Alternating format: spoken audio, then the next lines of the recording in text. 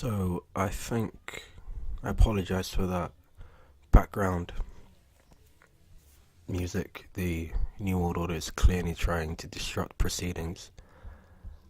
Sometimes I think it's best just to try and slow down a little bit and really quantify what it means when you have the EU, Nigel Farage, Nicola Sturgeon, Scottish independence, Brussels bureaucrats linked to Beirut. You've got Hezbollah, Hillary, and the EU working to undermine Brexit. You've got benign geopolitical forces working with metaphysics. You've got climatic mega engineering impacting weather patterns around the globe. You've got so much to really try and quantify in such a short space of time, and that's why I think the globalists, they're betting on our inability to really condense that amount of information in such a short time. They're really betting on us to fail. They're betting on us to not wake up, just to be slaves to their paradigm, because that's what they create. They create paradigms, false paradigms. So you've got the biscuit on the left and you've got the cheesecake on the right. The cheesecake has a biscuit crust, so if you really try and take a spoon and dip into it and you hit the bottom part, you will get to a biscuit base usually, or some kind of crumbly, crunchy base.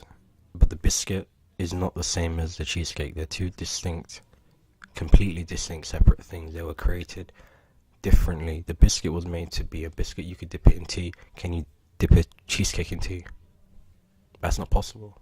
Well, it is possible, but then you get a soggy cake, and nobody enjoys that. That's just an analogy, because I really do like speaking in analogies, because it helps me try and picture clearly in my mind just how deep the globalist conspiracy goes.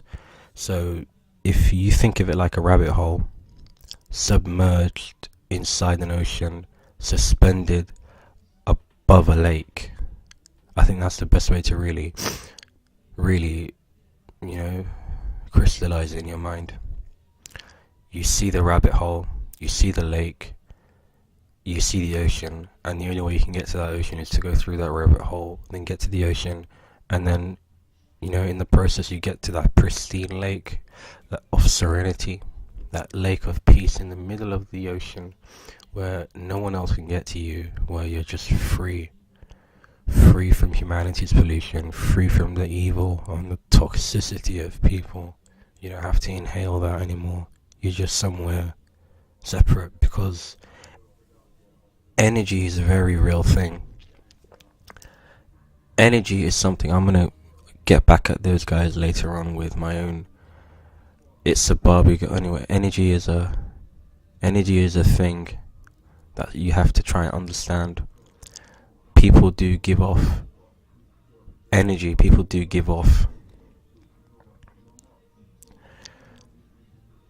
There's an essence that we have. A man told me, I'm completely serious here, told me in a village in the north of Thailand, and he wasn't even Thai. He was talking about people give off, your aura goes for about 40 kilometers. I don't believe in the aura and all that stuff, but I do believe people give off something. It's perceptible. You can feel it. When the difference is when you're alone in a building or alone in a room and there's nothing else around you for a while, and then you're alone outside. No, it's not the same, is it? Because when there are other people around, you can just, even if you're not communicating with them, even if you're not having any kind of contact, they give something off. You can filter it out, you can tune it out, but you're aware of their presence, right? Even if you can't see them. If you know there are other people in the house, you can just feel the presence. So that's what I'm saying. It's always a good thing to try and get away from people to the best of your ability, because Hillary Clinton she's gambling. She is betting her life on us not tapping into the inner subconscious. She is gambling on us being subject to the mainstream media. She's gambling on us just taking their lies up for granted. That she's gambling on us and not preparing ahead. So it's like when, I think another good analogy is like when that was completely ridiculous. There was a SWAT team for example, and they have to break down a building, the back of a building, to get inside and save hostages because you have leftist social justice warriors. They've kidnapped some people and they're saying we're not going to let them go until whatever you meet our demands, install a communist dictatorship across the West. The SWAT team has an option. The SWAT team can go in the back of the room, take out the werewolves, and then turn their attention towards the social justice communist extremists, right?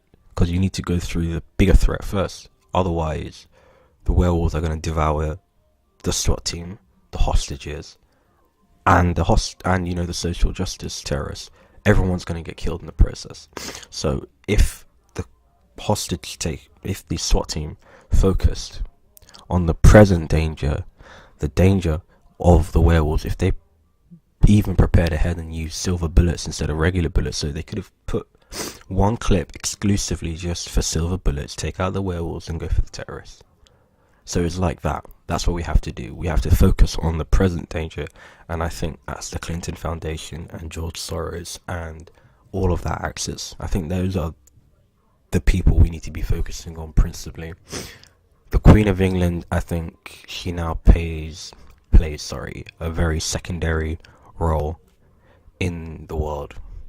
It's not as preeminent as it once was. She's not at the forefront of the conspiracy. She's tied into the globalists and the Masons and the Illuminati. Obviously, she's tied into all of that. But that doesn't mean they can prevent the awakening from occurring. That doesn't mean they can prevent us as human beings from coming to the realization that there is a conspiracy, that there is a deception, that there is a mass eugenics cult in place across the highest levels of governmental institutions, and societies across the world. That's why when they kidnapped, that's what social services are for. They're scum. They're there to kidnap children, to feed them into this deep state child trafficking pedophilia ring. That's what social services and social workers are there for. Why do you think they're so determined to break up families? I mean, if you have any experience in your lifetime with social services of any kind, you will realize just what type of lowlives they are. They are lowlife scum, absolutely determined to bend the truth, to lie, to deceive, just to fit their case report, and because the end goal is just to take a child away from the family. That's what they're there to do. They pretend they're protecting families, and and they're just trying to look out for their welfare, but it's a load of bollocks. They're there to take kids from their families. That's the only thing that their job description is. That they disgust me. Occasionally, I'm sorry, there are like a minority, I'm gonna say maybe 5 to 10% who really do actually try and help, and they do help. Not gonna deny there are some good people in there, but for the most part, they're scum. The scum, especially the higher up you go, they just get worse, and they lie brazenly. I mean, okay, if you ever deal with them, ask for and they're really friendly to you, and they're nice when they come into your house. Ask for the case report. Just ask for whatever it is they're saying. Just ask for the case report. You see, there's a very different tune in the paperwork. They're so two-faced, it's ridiculous, honestly. What was I saying? Fucking social services. Oh, fuck me, I hate social workers. I hate them so much. Oh my god.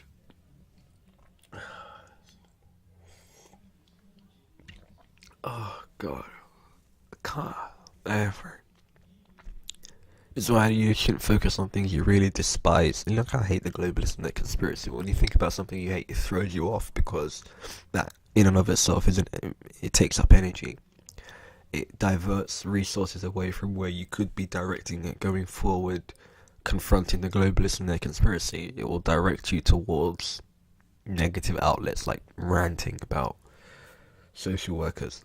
That's not going to accomplish anything for me in the long term, is it? Yes, they're scumbags, but whatever, that's not going to change. I mean, but I did bring them up for a reason. once the child gets taken, they get fed into that globalist, New World Order, deep state, child trafficking, pedophilia ring, and then they get abused as a consequence of that. I mean, you've got sex dungeons, torture dungeons, sex and torture dungeons. I mean, wow. Sadistically torturing young children. Wow. And you've got like Hezbollah and Assad in the Middle East wreaking havoc. You know?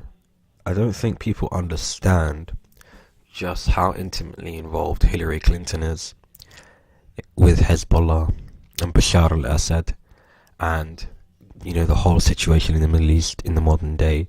If people were aware of just how deep Hillary Clinton was involved with Hassan Nasrallah, I really don't like Hezbollah personally. I think they're just let's not get into that. They're not a good group. They've been supporting Assad just like the Clinton Foundation and George Soros. They've been supporting a really disgraceful regime, and I've been to Syria and I've lived there for a while. Under a year. I'm not bragging. It was like more than 6 months, under a year. 11 months, give or take. So it was just under a year. So yeah, I'm not just talking out my asshole. It was not a good government. Great place to live. Before, no, really, it was. I've been to a few places. That was my favorite location. I think now, in retrospect, I would probably move there to Damascus if I had the option now, but I don't. It was a great place to be. Really, the safest city I've ever lived in. Scumbag government, but it was a really safe country. Yeah, just don't talk about politics ever. Don't even make jokes, because there was a guy, some Somali guy in the neighborhood. There was a popular story about him where he was making jokes about President Assad, and like you had Secret Services or whatever kidnapped him from outside his shop. He just disappeared for a couple of months.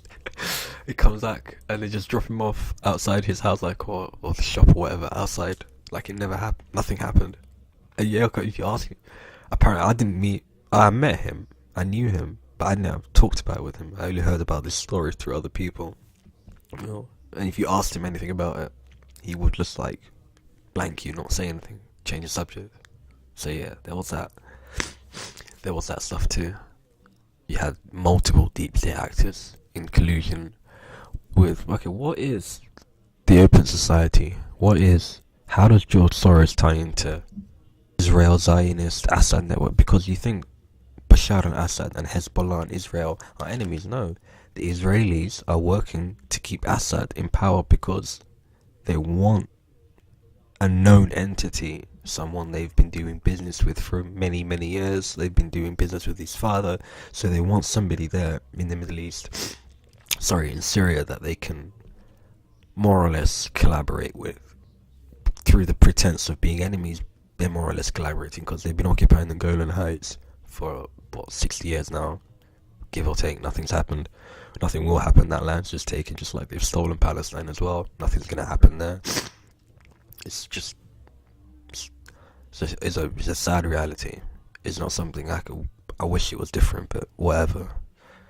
It's done. They've stolen that land proper, and that's the passivity of.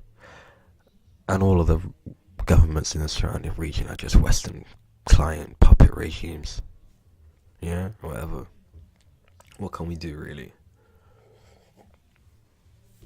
What can we really do? We can confront the Open Society, we can confront Hillary Clinton, we can confront Nigel Farage and the Russian FSB, because he's a fake populist, in my opinion. I think he's intimately in league with George Soros. I think he is part of that plan. Here is a good analogy. It's like you go and you have a parachute, okay? And inside that parachute there is a cord, You have to push that cord to escape, so the chute can go up and you don't splat on the ground. But imagine the only way to escape a building is to go in a go-kart, and the only way to get a go-kart inside the building is to go through this rigorous trade negotiation with Marxist governments in China, and then through a consequence of that rigorous trade negotiation, you get access to that go-kart. And when you get, this is all hypothetical, when you gain access to that go-kart, you take it into the building. But then there is a trap, because the globalists and the New World Order, they always place traps that you can't see. So this hypothetical trap is, you have to reach 200 kilometers an hour using that go-kart in order to escape that building. That's the only real option you have. You see the globalists are interrupting with increasing sound, so the only way you can escape that building is to get to 200 kilometers an hour using that go-kart straight out the window.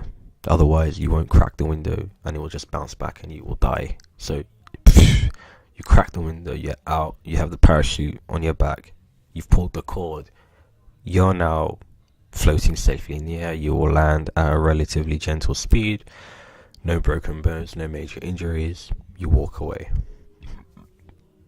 But what if you followed the Clinton paradigm? What if you followed the establishment, New World Order, leftist social justice warrior, EU, banker Soros, Obama paradigm? What if you followed the Trilateral Commission paradigm? What if you did that and you went and you took that parachute, but instead of pulling the cord, you decided to just take out 4 bricks that you've put in there instead and just pull out the bricks, hoping that as a consequence the bricks will turn into parachuting devices and they will land you to safety. You won't. The bricks are just going to increase your speed and your weight, and you're going to hit the ground at a harder rate than you would have before. So that splat is just going to be more splatty. You know, it's a sad reality. They've set you up to fail, but you don't have to help them. You don't have to take the bricks out of the parachute yourself. You know what I mean?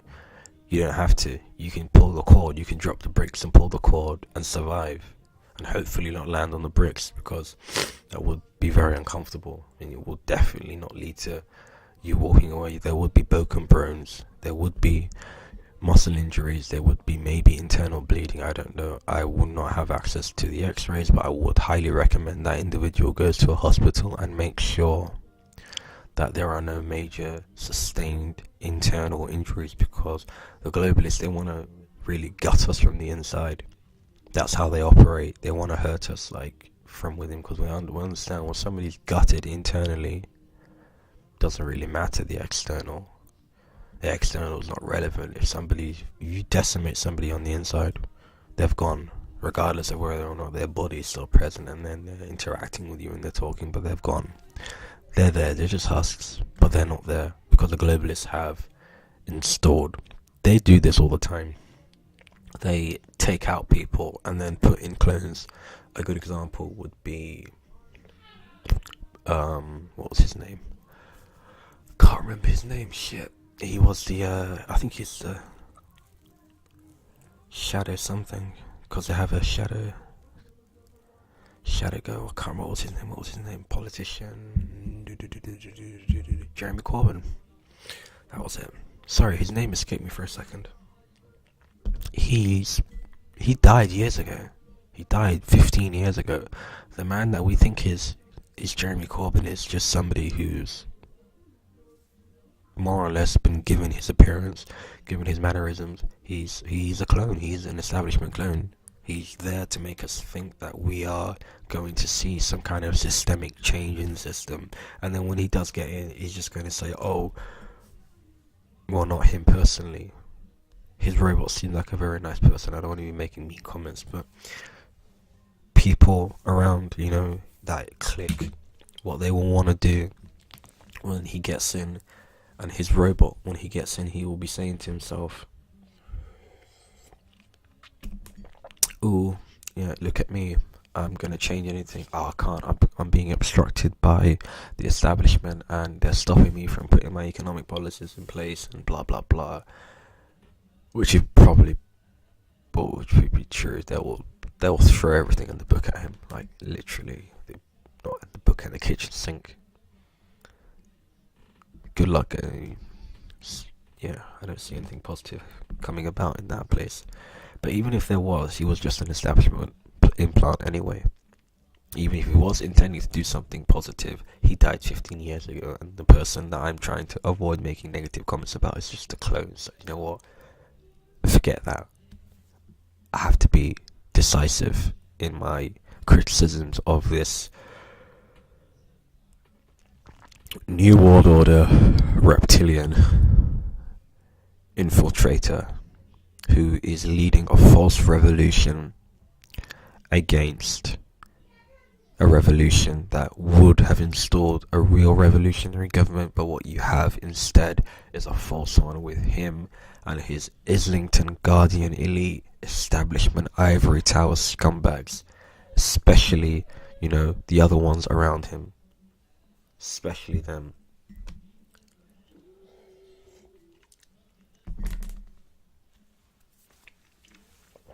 But how does that tie in? Why would he be trying to undermine Brexit? Why would he be working with Hillary Clinton to infiltrate the Siberian wilderness and through climatic engineering again, instead of decimating the world population through a world eugenics cult? It's going to increase a particular region's ability to sustain life through turning that place, Siberia, into a lush tropical homeland. So you're gonna have palm trees, you're gonna have pristine lakes, you're gonna have waterfront. All of that's been planned ahead of time because the globalists, they want to destroy most of the planet and they want to leave us with only fragments that they can then enslave.